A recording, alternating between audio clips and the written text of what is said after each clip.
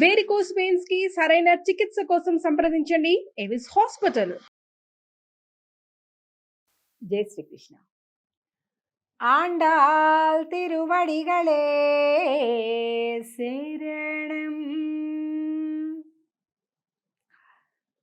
ధనుర్మాసం చాలా వేగంగా వడివడిగా ముందుకు పరుగులు పెడుతూ ఉంది కదండి.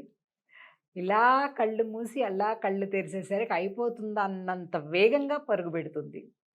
పొద్దున్నే లేవటాలు, స్నానాదులు, పొంగళ్ళు, తిరుప్పావై సేవాకాలాలు, ఆచార్య భాగవతోత్తమ సత్కారాలు, సన్మానాలు, దాన ధర్మాలు, ఇలా చాలా సంబరాలతోటి ఈ అర్థాన్ని వినడంతో సాగిపోతూ ఉంది చాలా ఆనందంగా. అలాగా 18 పాసురాలు అమ్మవారి అనుగ్రహం అయిపోయింది. నిన్న 19వ పాసురంలోకి మనం ఇప్పుడు ప్రవేశిస్తున్నాం. పాసురాన్ని చూద్దాం.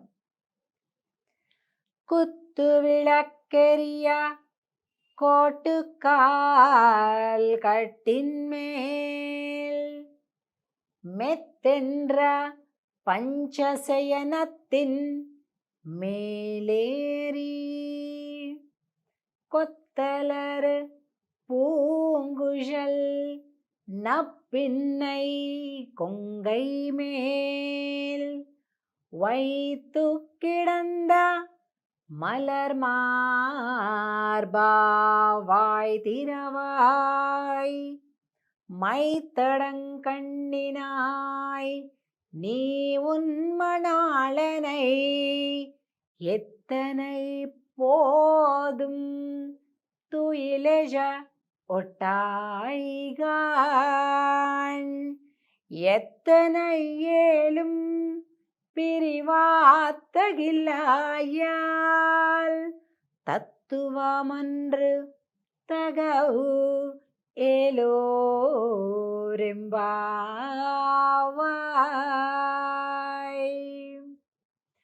ఈరోజు పాశురంలో లోపల పరుండి ఉన్నటువంటి అమ్మా స్వామి చేత్తి అంటారండి. ఎప్పుడైనా భార్యాభర్తలు ఇద్దరు కలిపి ఉండడాన్ని చేత్తి అంటారు.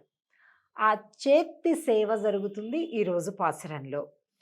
చాలా అద్భుతంగా, ఏమ్మా ఆయన వస్తాను అంటే నువ్వే ఆపుతున్నట్టుగా కనిపిస్తుంది మాకు, ఇది నీ స్వరూపమా, ఇది నీ స్వభావమా అని అమ్మవారిని ప్రశ్నిస్తున్నారు. భక్తిలో ఉండే చమత్కారమే ఇదండి. అడుక్కోవటం ఉండదు. ఊరికే నాకు అది ఇవ్వు, నాకు ఇది ఇవ్వు అనుకుంటూ పొద్దస్తూ మాను ఏడుపు కథలు చెబుతూ బిచ్చగాళ్లలాగా భగవంతుడిని అడుక్కోవటం కాదు. భగవంతుడితో స్నేహం చేయడం నేర్పిస్తుంది తిరుప్పావై. తిరుప్పావై అంటే భగవంతుడితోటి ప్రేమని నేర్పిస్తుంది, భగవంతుడితోటి స్నేహం నేర్పిస్తుంది, భగవంతుడితోటి ఆడిపాడటం నేర్పిస్తుంది, భగవంతుడితోటి ఆనందించటం నేర్పిస్తుంది, భగవంతుడిని ప్రశ్నించటం నేర్పిస్తుంది, భగవంతుడిని నిలబెట్టడం నేర్పిస్తుంది. అందుకే తిరుప్పావై అంత బాగుంటుంది. అమ్మమ్మో అమ్మమ్మో అనుకుంటూ భయంగా దూరంగా ఉండేలాగా ఉండనివ్వదు. భగవంతుడిని మనమే అజమాయిషి చేసేలాగా ఉంటుంది. మరి ఆండాళ్ళ తల్లి చేసింది కదా, అలాగే ఆవిడ పాసురాలు చదువుతూ మనం కూడా అలాగే చేస్తాము అన్నమాట. సరే, పాసురంలో చూస్తే ఎలా ఉన్నారట స్వామి అమ్మాయి ఇద్దరు కూడా అంటే குத்து விளக்கு எரிய కోటుకాల్ కట్టిన్మేల్. వాళ్ళు మంచం మీద స్వామి అమ్మ ఇద్దరు ఉన్నారట. ఆ చుట్టూత దీపాలు ఉన్నాయట. ఆ చుట్టూతా ఉండేటటువంటి దీపాలు ప్రకాశిస్తూ ఉంటే మంచం చుట్టూ మొత్తం దీపాలంట, అవన్నీ ప్రకాశిస్తున్నాయట. మెత్తెండ్ర పంచశయనతిన్ మేల్ ఏరి. 5 లక్షణాలు కలిగినటువంటి మంచమట అది. మెత్తెండ్ర పంచశయనతిన్ మేలేరి అంటే 5 లక్షణాలు కలిగినటువంటిది. ఏంటిది అంటే చలికాలంలో వెచ్చగా ఉంటుందట, వేసవి కాలంలో చల్లగా హాయిగా ఉంటుందట, సహజంగానే సుగంధ పరిమళాలు వెదజల్లుతూ ఉంటుందట, మెత్తమెత్తగా ఉంటుందట. అలా అలా దాని మీద ఒరగడమే ఆలస్యం, డీప్ స్లీప్, గట్టి నిద్రలోకి వెళ్ళిపోతామంట. అదండి 5 లక్షణాలు. 5 ఇప్పుడు దాకా 5 చెప్పాను. పంచశయనతిన్ మేలేరి అని ఉంది పాసురంలో. 5 లక్షణాలు కలిగినటువంటి మంచమట అది. ఏంటది? చలికాలంలో వెచ్చదనం, వేసవి కాలంలో చల్లదనం, మెత్తనిదనం, అలాగే పరిమళాలు వస్తుందట సహజంగా. అలాగే ఐదవది అలా ముట్టుకుంటే చాలు నిద్ర వచ్చేస్తుందట మనకి. పడుకోవటం, డొర్లటం, అబ్బా! ఉబ్బో అంటం, లేకపోతే దానికోసం ఒక టాబ్లెట్ ఏసుకోవటం, లేకపోతే ఏవో కాసిన పాటలు వినడం, ఏం అక్కర్ల. అలా పట్టుకుంటే చాలు నిద్ర వచ్చేస్తదట. అలాంటి మంచం మీద ఉన్నారట అమ్మ, స్వామి. "குத்தலர் பூங்குழல் நப்பின்னை கொங்கை மேல் వైతు కిడంద మలర్ మార్బా వాయ్ తిరవాయ్." అబ్బా! విశాల వక్షస్థలం కలిగినటువంటి ఓ స్వామి, ఆ స్వామి అమ్మవారిని ఇలా దగ్గరగా హత్తుకొని ఉన్నారట. అలాంటి దృశ్యాన్ని ఈ గోపికలందరూ చూశారు. "వాయ్ తిరవాయ్, అమ్మా కొద్దిగా నోరు తెరవరాదా, మమ్మల్ని అనుగ్రహించరాదా" అంటున్నారనమాట. అలాగే మైత్తడం కండినాయ్, అమ్మా స్వామి మా కోసం రాబోతుంటే నువ్వు నీ కాటుక కళ్ళతోటి స్వామిని ఆపుతున్నావు, ఆపేస్తున్నావు. అసలు నువ్వు కదా రక్షించాల్సింది.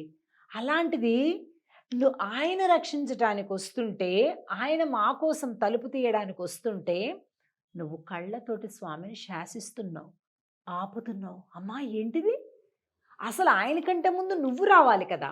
అంతే కదండి, అమ్మవారే కదా ఎప్పుడు ముందు మనల్ని కాపాడాల్సింది, ఆ ముందు మనం రక్షించాల్సింది. మనకుండేటటువంటి పాపపు ముఖాలు స్వామికి కనిపించనివ్వకుండా ఉంచేది అమ్మవారే కదా. కానీ ఏంటవుతుంది, ఆయనేమో రాబోతుంటే నువ్వు ఆయన్ని శాసిస్తున్నావు. మైత్తడం కಣ್ணிనాయ్ నీ ఉన్మణాళనై, నీ భర్తను ఎత్తనై పోదుం తుయిలజ ఒట్టాయిగాన్. మా ఆయన యొక్క విరహాన్ని, ఎడబాటుతనాన్ని నీవు భరించలేవా? బిడ్డలం మేము కూడా అందరం కలిపి ఉంటే కదా కుటుంబం, అంతే కదండి. కేవలం భార్యాభర్తలు ఏం బాగుంటుందండి, పిల్లలతోటి బాగుంటుంది. పిల్లలతో కలిపి ఆలు మగలు ఉంటే అప్పుడు అది ఆనందం. మేమందరం బిడ్డలేం కదా, ఎందుకమ్మా మమ్మల్ని వేరు చేస్తున్నావు అని అంటూ మమ్మల్ని కలవటానికి స్వామి వస్తుంటే ఆపేస్తున్నావు నువ్వు అని అంటూ, ఎత్తనై పోదుం తుయిలజ ఒట్టాయిగాన్ ఎత్తన ఏలుం పిరివాత్తగిల్లాయాల్ తత్తువమన్రు తగవు ఎండ్రు ఏలోరెంబావాయ్. అసలు అమ్మవారికే ఇంకొక పేరేంటి, పురుషకార స్వరూపిణి అని పేరు. అమ్మ నువ్వు కదా, పురుషకారము అంటే ఏంటి, కారాలు ముప్పులు కాదండి. పురుషకారము అంటే స్వామిని పరిపూర్ణమైన పురుషుడుగా చేయునది అని అర్థం, పరిపూర్ణ పురుషుడు. సో అలాంటి పరిపూర్ణ పురుషుడుగా చేయడం అంటే ఏంటి, రావడం అంటే బిడ్డలు తన దగ్గరికి రావడం, తను బిడ్డల దగ్గరికి రావడం, అది. కానీ అసలు నీ స్వరూపం అది, కానీ అలా చేయడం లేదే. నీ స్వరూపము అది కాదు, నీ స్వభావము అది కాదు, కానీ ఎందుకు ఇలా చేస్తున్నావమ్మా అని ప్రార్థించడం కనిపిస్తుంది మనకి ఈ పాశురంలో.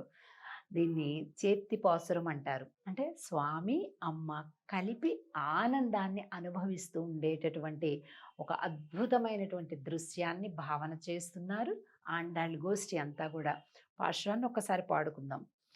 కుత్తు విளக்கு ఎరి, గుత్తులు గుత్తుల దీపాలట. குத்து விளக்கெரிய கோட்டுக்கால் கட்டின்மேல் மெத்தென்ற பஞ்சசயனத்தின் மேலேறி கொத்தலர் பூங்குழல் நப்பின்னை கொங்கை மேல் வைத்து கிடந்த மலர் மார்பா வாய் திரவாய் மைத்தடங்கண்ணினாய் நீ உன்மணாளனை எத்தனை போதும் துயிலஜ ஒட்டாய்கான் எத்தனை ஏலும் பிரிவாத்தகில்லாயால் தத்துவமன்று தகவேலோரெம்பாவாய்.